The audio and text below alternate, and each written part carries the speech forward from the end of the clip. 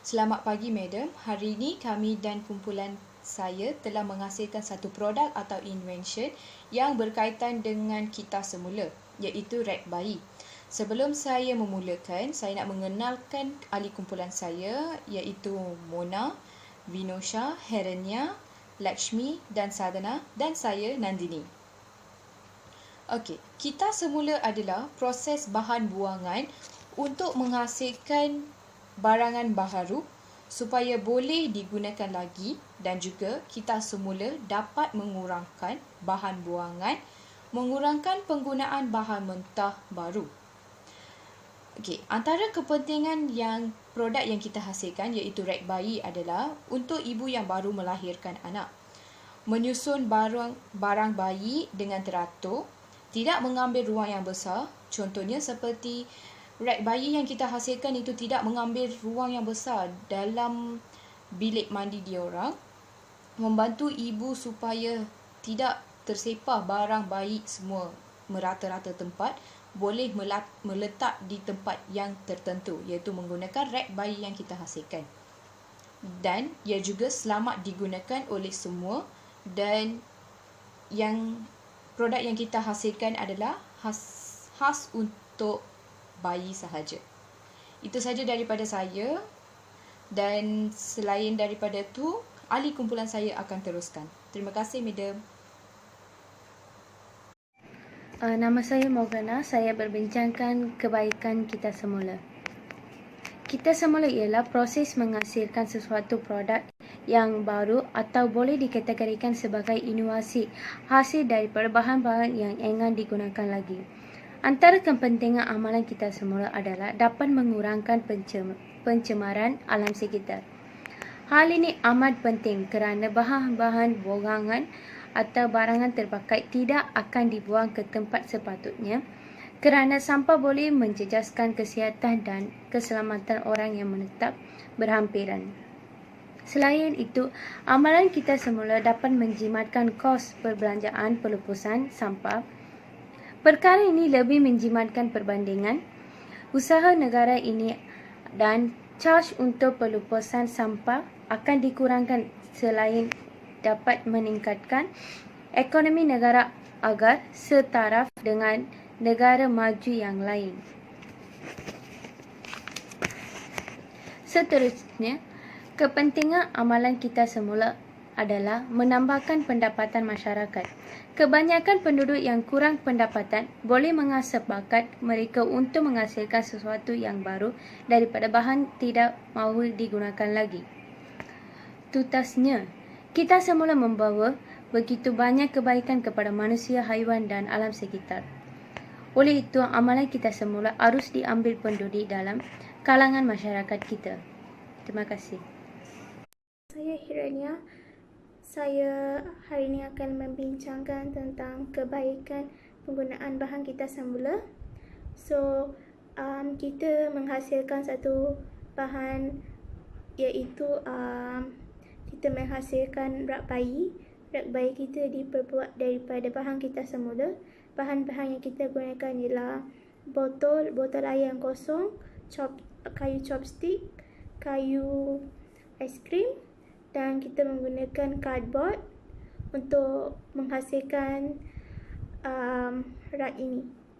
So, kebaikan kita menggunakan bahan kita semula ialah kita dapat mengurangkan kos pembelajaran kita, kerana kita tidak menggunakan duit. Kita hanya menggunakan bahan kita semula yang terdapat di rumah kita untuk membuat reg ini. Kita juga boleh menjadi lebih kreatif sebab kita menggunakan balik bahan kita semula untuk menjadikan satu produk yang baru, dan kita juga boleh memelihara alam sekitar kita. Itu saja. Terima kasih. Selamat pagi, Madam. Saya Sadhana akan menerangkan tentang salah satu kebaikan produk yang dihasilkan oleh kumpulan saya, iaitu produk reg bayi. Salah satu kebaikan produk reg bayi ini ialah dapat mengurangkan kos perbelanjaan rumah tangga. Ini adalah kerana produk ini dihasilkan oleh bahan kita semula yang mudah didapati dan murah. Dan ini akan mengurangkan beban ibu bapa yang baru melahirkan anak untuk mencari rak bayi yang selesa dan tidak perlu membazir banyak duit untuk membeli rak bayi yang mahal. Sekian, terima kasih. Selamat pagi, Madam. Nama saya Lakshmi. Hari ini saya terangkan tentang kebaikan menggunakan bahan terbuang. Okey, seandainya dipandang, pada Pasifik yang lain, amalan kita semula dapat juga menjimatkan kos pembelanjaan pelepasan sampah. Perkara ini lebih menjimatkan perbandingan usaha menyelerakan tempat pelepasan sampah yang makin meningkat di negara ini. Oleh itu, saj untuk pelepasan sampah akan dikurangkan selain dapat meningkatkan ekonomi negara agar setaraf dengan negara maju yang lain.